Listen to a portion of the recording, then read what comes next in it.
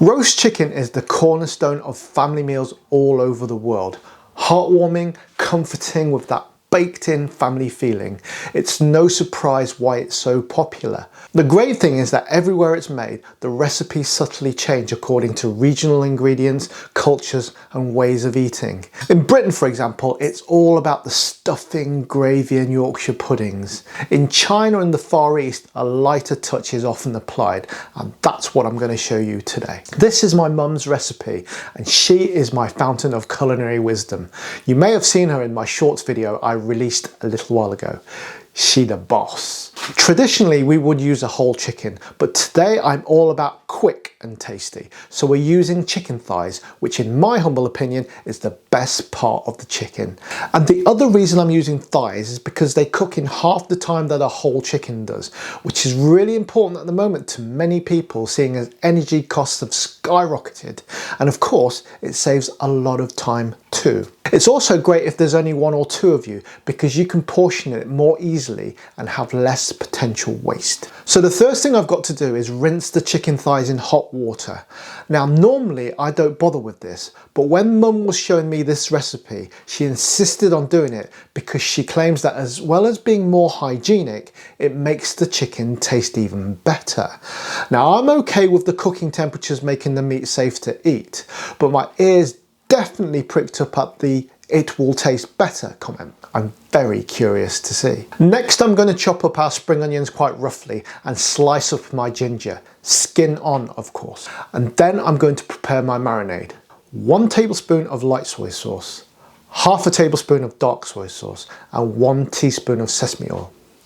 Toss in the ginger and spring onions and rub this into the chicken thighs. Cover and let it sit for 2 to 4 hours to let the flavours permeate into the chicken. This gives you time to prepare the rest of the meal or whatever else you want to do. I often use this time to go to the gym, help homeless kids or practice my yoga.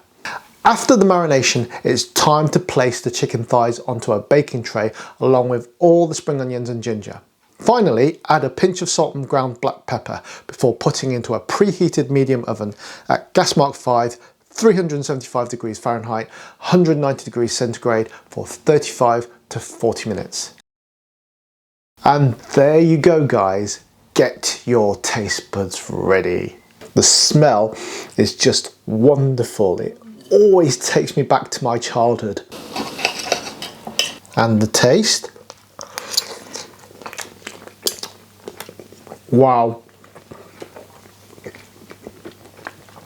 That is just like your mum's hug on a plate. The soy sauce gives it that beautiful umami saltiness, and the fresh taste of the spring onions and the warmth of the ginger is just so nicely balanced. Absolutely wonderful.